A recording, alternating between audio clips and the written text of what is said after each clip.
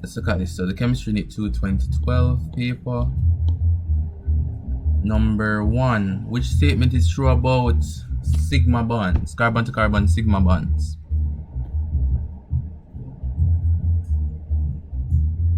What?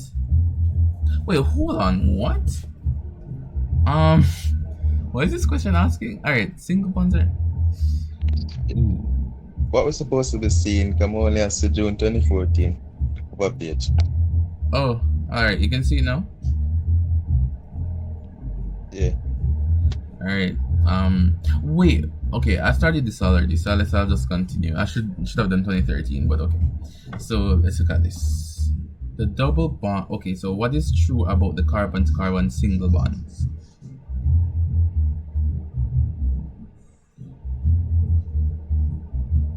What would you say for this one?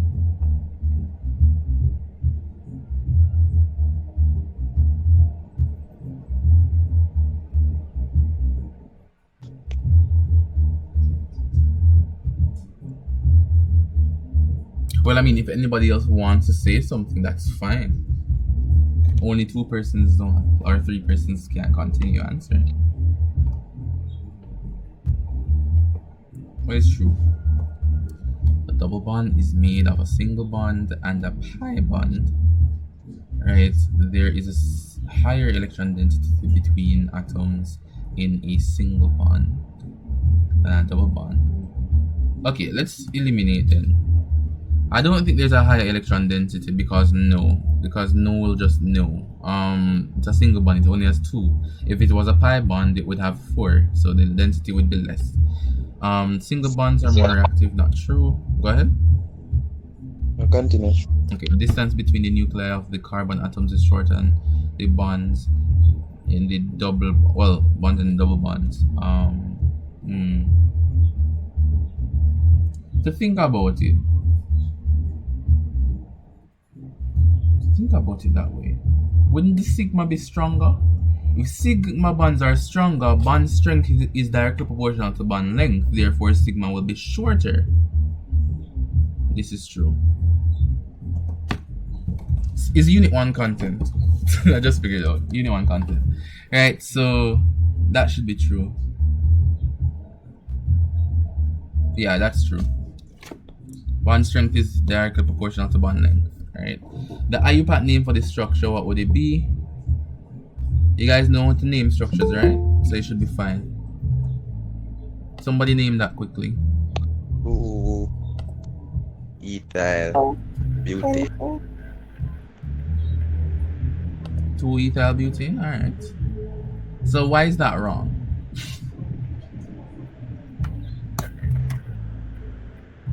What's the longest carbon chain? Oh, look for the longest chain, sir.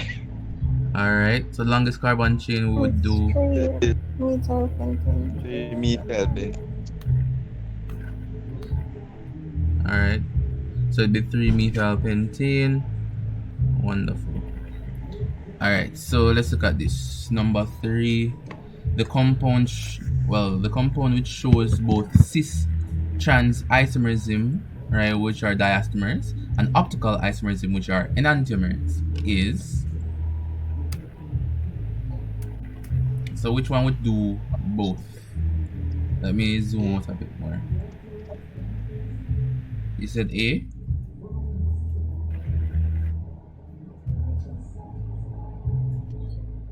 Yeah. Alright, let's look at it first. Let's look at which one can form diastereomers first. Right, so can A form a diastereomer? Yeah, A can form a diastereomer, right? Can create a diastereomer. Can B form a diastereomer? Technically it could. Could C form a diastereomer? It technically could. Wow. And yeah, all of them can form diastereomers, right? Can they form enantiomers? No. Enantiomers need to have a chiral carbon, right?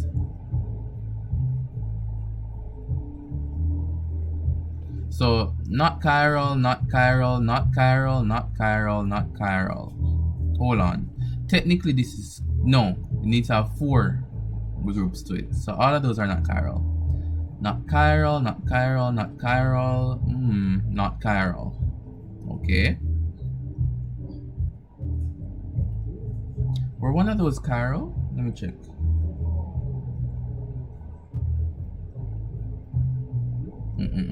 This is not chiral because that's the two hydrogens here.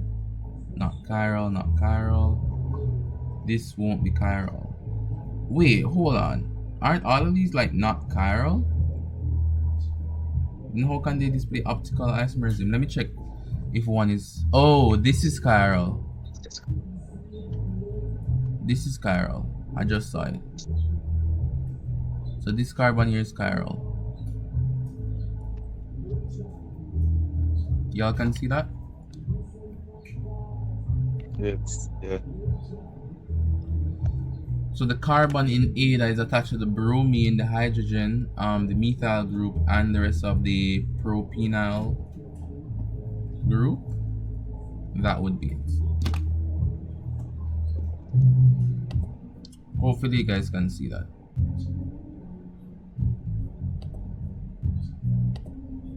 Can see it?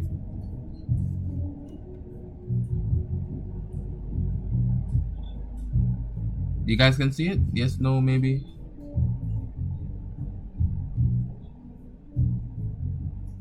Alright, Yes, sir.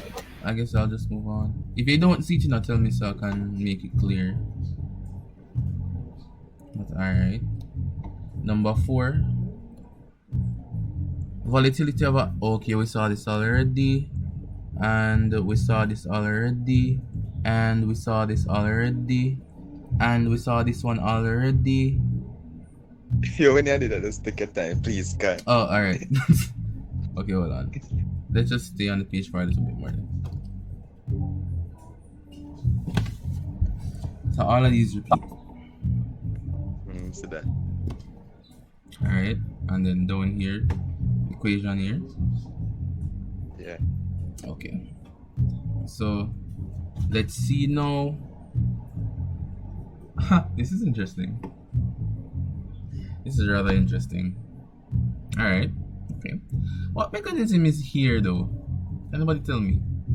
It's a substitution, and I guess in the OH is a nucleophile, so the... Okay, nucleophilic substitution. Wonderful. Alright, so looking at that. Was this repeated as well? Decolorize is true. Alright, 1 and 2. That's true here. And for this one up here, A was the right answer. Alright. For number 11, proton most readily, B was the right answer. Alright. Now, number 12 I think is a bit new, is it? Hydrogen cyanide is more likely to add to ethanol but not to ethene because... What's the cause of that? The first thing I see is lean beta.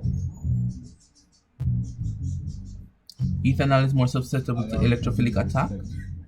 Is that true? Ethanol is more susceptible to free radical attack. Ethanol is more susceptible to neutrophilic attack, or the addition product formed with ethene would be unstable. Which one?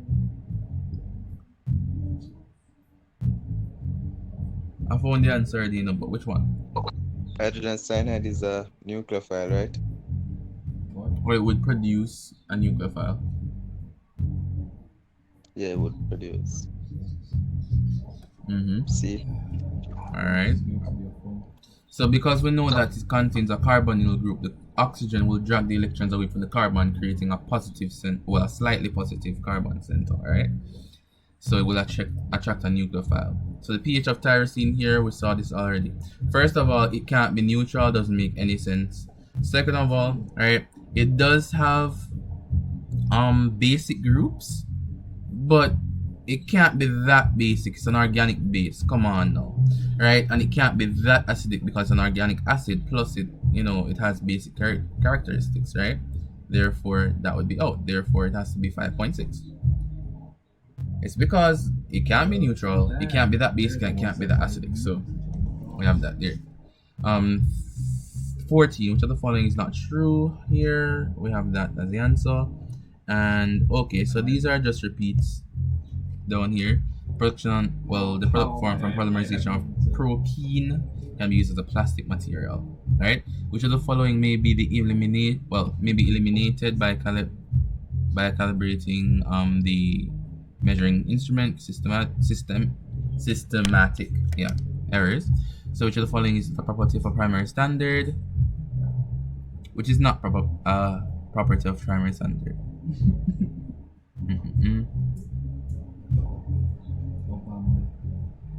B is the answer.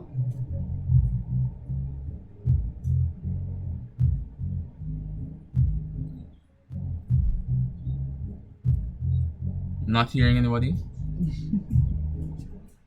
I don't think this is a repeat question. Which is a property? Which is not a property here?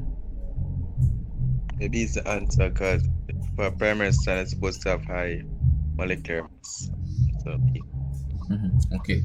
So 18. Which of the following will not affect the accuracy of the results of a tiometric analysis? It would have been adding excess water to the flask. We saw that already. This answer is 129.9 here. Saw that already as well. Just reading back through to make sure that nothing changed in the question. The nitrate participates. Yeah, the values are the same, so it should be fine. Okay, let's have a look here. Allow the page to load. Which of the following statements about gravimetric analysis is not true? It is purely a quantitative method. True. Gravimetric analysis never involves the removal of volatile component. Never involves. Which is not true here.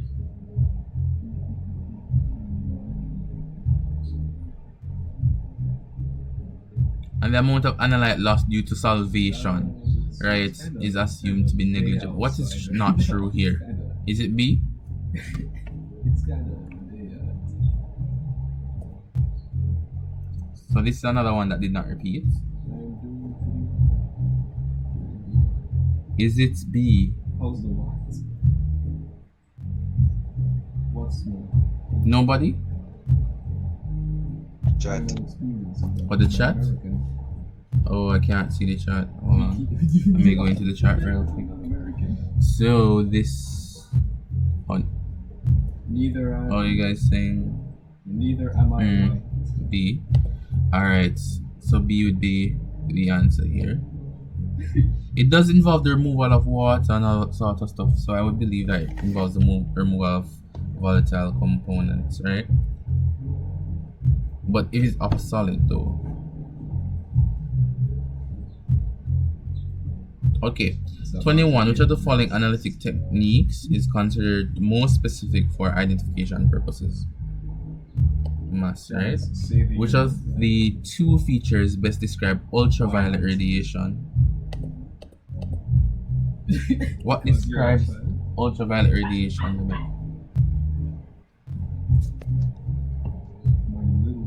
They have a shorter wavelength than. So it would be IR, then UV, That's all no. then Vis. Wait, IR, then Vis, then UV, right? This is before UV. So it would be this. Well, Vis, then UV. So it's shorter. And if it's a short wavelength, you have to have a high frequency, right? So, right? Which of the following types of electronic transitions would not produce absorption in the UV Vis region of the spectrum? D. Is that true? Is that the correct answer, or is it A? Never learn it of this, I'm just what that. Alright, so it's actually A. So what you need to know is that it is N to pi star, N to sigma star, and pi to pi star. So therefore there's no sigma to pi star. Right? So let's look at this. Boy, it takes a long time to load. Hexane will not absorb light in the UV vis region of the spectrum because there is a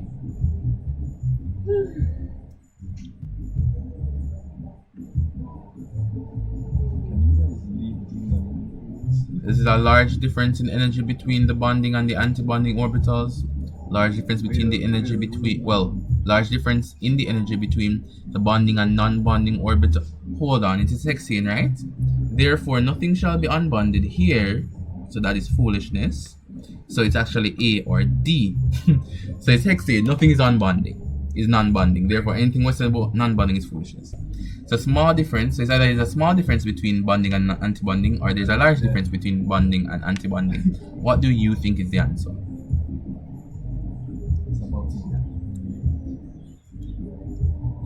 Why is it not UV vis active?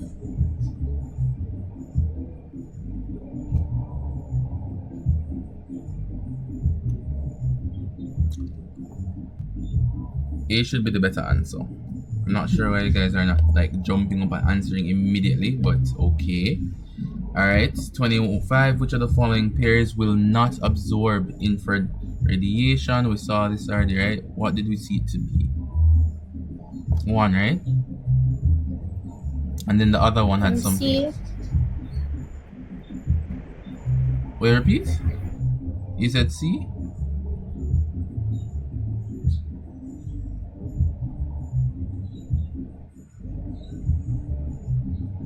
Why would you say C? Wouldn't CH bonds vibrate within the IR region?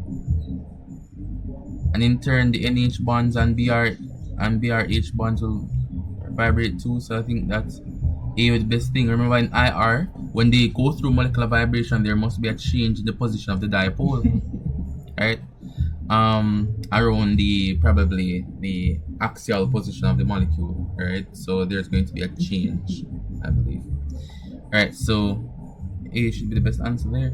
26. Which of the following statements about the partition coefficient may be true? That is true, so 2 only. I notice that this question doesn't really change that much. Now we're on to there. So this is everybody fine so far? But 25, I have I only. Oh, hold on. Let me go back. Why do I have I only for 25? Where's 25? Oh, why do I have I only? Alright, so we did a question like this before, right? And it had I, right? What the question did was add something else, right? Which would not absorb infrared radiation. So if I alone remain, then I alone is the answer. But if we look at the rest of them, the rest of the pairs, we have to understand what would contribute to some amount of absorption within IR spectrum. So why not 3 also? And 3. Why not 3? Why not 3? Taller. Wait, why not since 3? when does tall equal strong? Well, let me look. How about look? Give me a It's moment. like fighting a fucking Superman.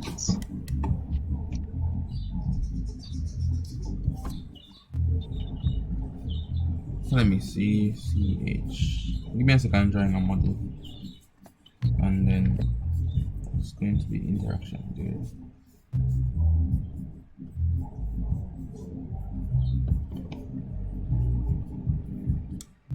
Oh, that's impossible. Okay, that's not possible. Let's see.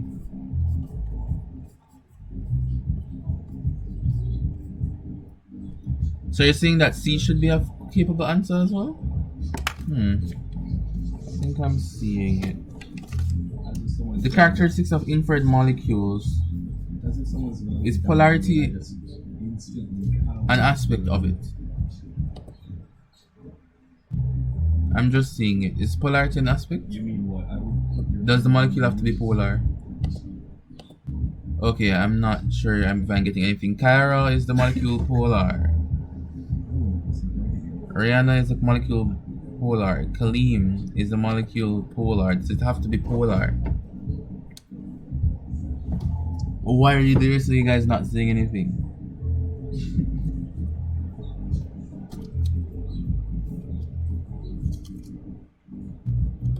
Alright, so nobody knows the characteristics that a molecule should have to absorb IR. Alright, so this is going to be a doozy. Let me see.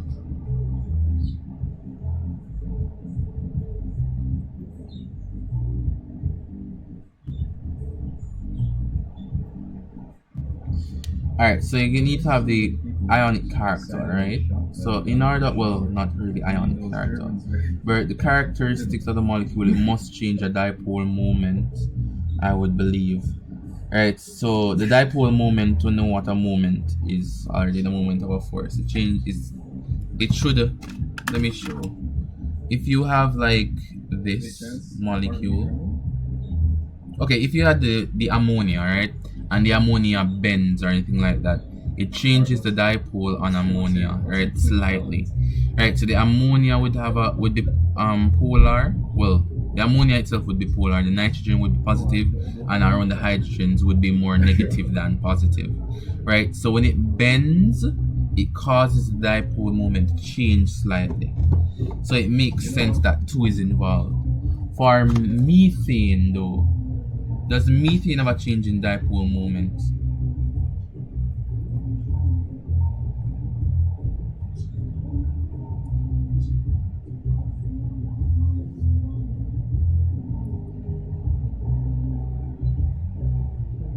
So methane does have some amount of vibrational changing, so I guess C would be the better answer. But I'm not sure if you guys know why. But I guess I'll just move on then.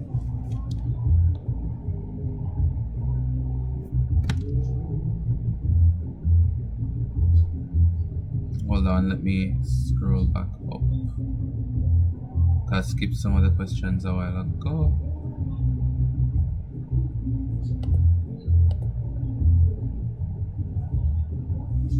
Okay, so most of them don't just repeat, right? So let me go back up. So what are we dealing with here on this page? You guys can hear me, right?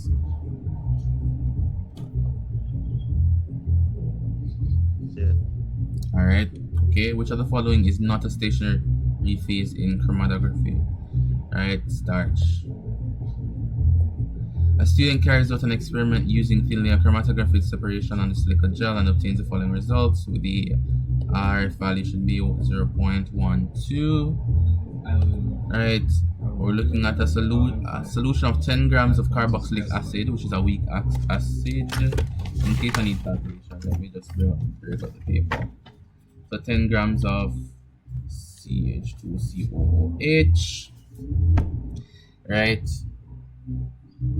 CH3 COH, right?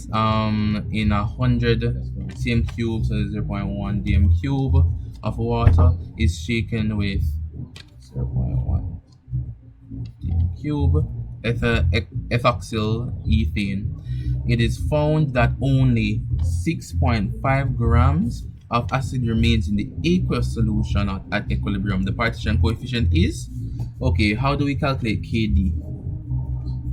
Or K, what is it, KD or K what? There's another name that you use for it, KSP? I think it's KD. Alright. Or KD. Another. Okay, KD. So we calculate KD by what? The concentration of the solution, or well, of the solute in the aqueous phase divided by the concentration of the solute in the organic phase, right? Is that how you calculate it? Yes or no?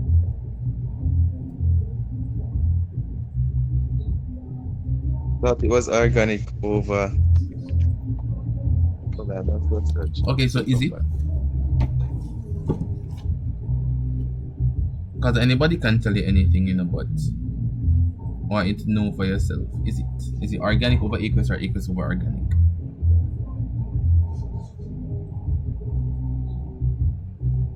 Yeah, organic over aqueous. Okay, so it's gonna be organic over aqueous. This thing is not writing properly. Okay, so let me just see what I can do.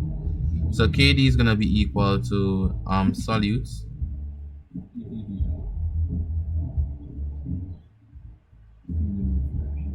So it'll be the concentration of the solute, right? So the concentration of the solute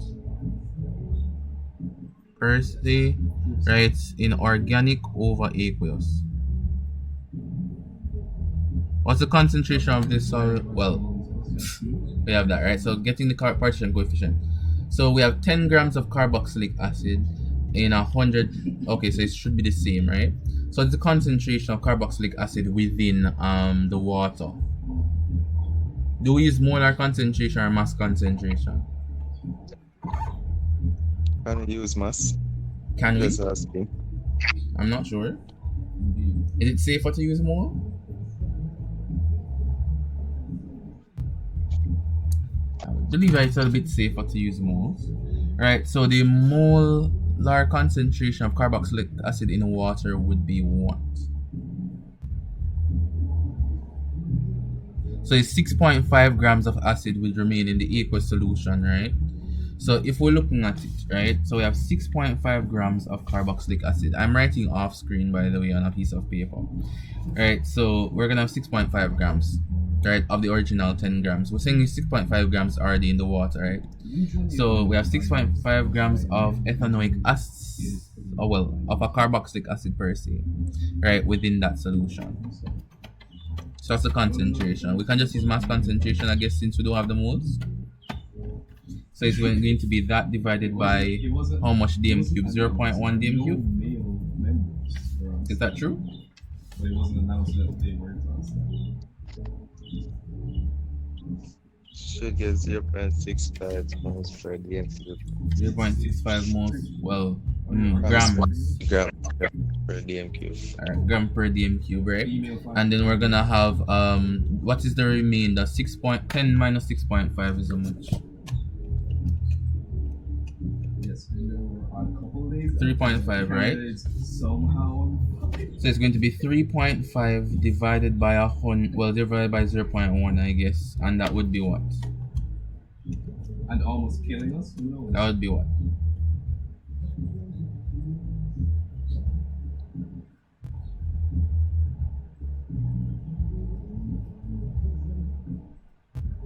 .5 grams found within 0.1 dm cube. How much would that be? That would be 35, wouldn't it?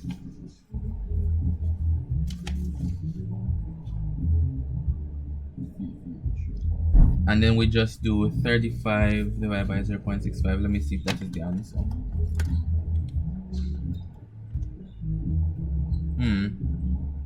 That's off. Within this, do we use centimeter cube or dm cube for KD?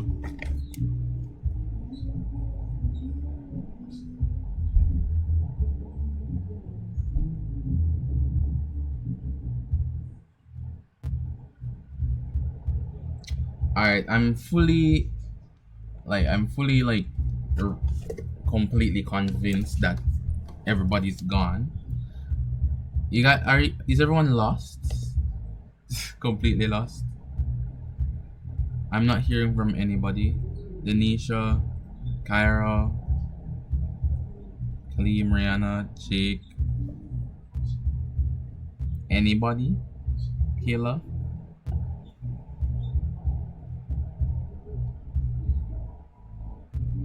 I'm here. Okay, so as it relates to the KD, how do we find it? We get it B. Alright, so what did you do to find it? We use the grams per dm cube. So to find the aqueous portion, we have 6.5 divided by 0.1 dm cube. You're supposed to get 65. For the organic portion, would get 3.5 gram because 10 subtracted 6.5. So 3.5 divided by 0.1 cm cube to get the mass concentration, get 35. Then you have 35 divided by 65 is supposed to get 0.54. Okay. That should be fine. Let's have a look at this now. 34. Wait, this is 30, right? Which of the following are advantages of steam distillation? Is this a repeat? It probably is. So finding 1, 2, 3. Does it occur to reduce pressure? Steam distillation?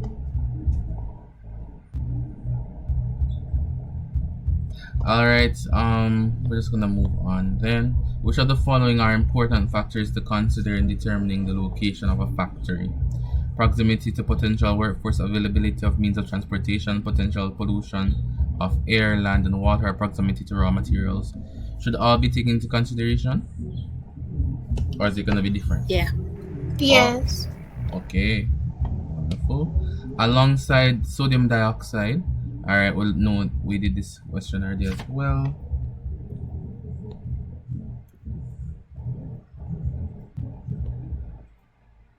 Is it iron 3? Never see. Yeah, it's iron 3. It was the same position of the answer. Okay, increasing boiling points. We know that diesel is going last and refinery gas is going first, so C is the answer. Which of the following products is not produced for commercial purposes by the electrolysis of concentrated brine? This would be oxygen. The Bosch-Haber process. Alright, so, well, of nitrogen gas and hydrogen gas can be combined to form X and Y respectively. Which of the following pairs best describes X and Y? So X is normally air, right? And Y is normally naphtha, right? Which of the following statements does Yes. Okay, wonderful, thank you. Which of the following statements does not accurately describe the result of ethanol consumption? Well, does not a result of ethanol consumption. So digestion occurs in the natural inhibitors are relaxed or reduced. Oxidation occurs in the blood, or reaction time is reduced. What would be the answer? C. Oxidation occurs in the blood.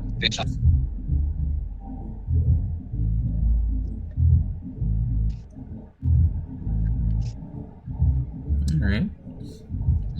Let me check. Inhibitions are action time is reduced. Supposed to be What near were you guys, what were you guys different talking like the about? blood. That's true. Don't have a What y'all be doing? What y'all talking about? That is true. Alright, so let's look at what's happening here. It's blurry. Give it a moment.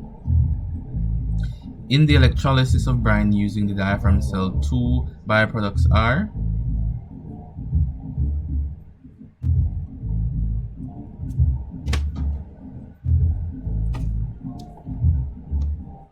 Yeah, because getting married by another woman is only a business transaction. they are just in case nobody never heard the first 2 times. They are what? Chlorine and sodium. Alright? What is dim again? I don't know. That's a D. Chlorine. Wait, hold on. For real. Let me hold on right here. Did somebody raise their hand a while ago? People in the chat. Or in the chat? What was in the chat? There's a man that confirmed. Anyways, I'm going Just asking. The byproducts you sure? of the chlorine industry. Isn't it chlorine, hydrogen, and sodium hydroxide? Therefore, it would be chlorine and sodium. Oh, I just saw it. It's hydrogen and sodium hydroxide. I just saw it. If it was chlorine and sodium hydroxide, that would be the best answer. I just mixed it up. because chlorine is the primary byproduct. Like that would be the most abundant one. Therefore, if it was chlorine and sodium hydroxide, that would be the best answer. Sorry about that, my bad. The presence of phosphate ions can be detected by potassium, no, by ammonium molybdate. So wonderful. Okay. Compounds of sulfur contain salt. Okay, we saw this already. I have no time for that. Because regardless, so which of the following industry? Okay, so in the following industry of sulfur, as it is used to do generally all of them. Right. So this diagram is coming from way back here. So, which of the following is not a greenhouse gas? Carbon. No, hold on. Is it ammonia? Water vapor kind of sound weird. The first incident. I mean, water vapor can contribute to the greenhouse effect to some extent.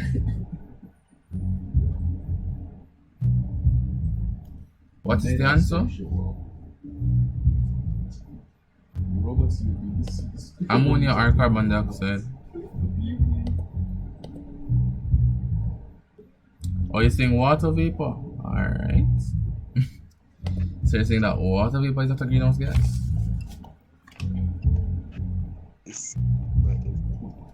Okay.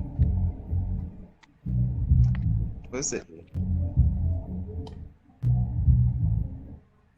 The thing is, no, water vapor is literally the most abundant greenhouse gas. So I don't know why you would say water vapor is not a greenhouse gas, but okay. It would be A. A would be the answer. Water vapor is the most abundant greenhouse gas. And that's why as global temperature increases, it increases the greenhouse gas, well, the greenhouse effect, right? Because more water would be evaporated, right, if the global temperatures increase. And then if the global temperatures increase, that will cause more evaporation of water. So it's an entire positive feedback loop, right? So we have all of that. We saw this about Freon. We saw this already, and the answer was what? The photochemical decomposition gives? I think it was C. C. C. Alright. Like radical. C and radical. Yes, C. The balance reaction for the production of oxygen from ozone is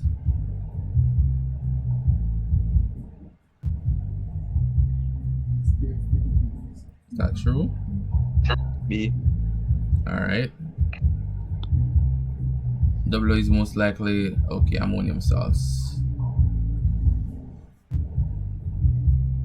Alright. And then 45.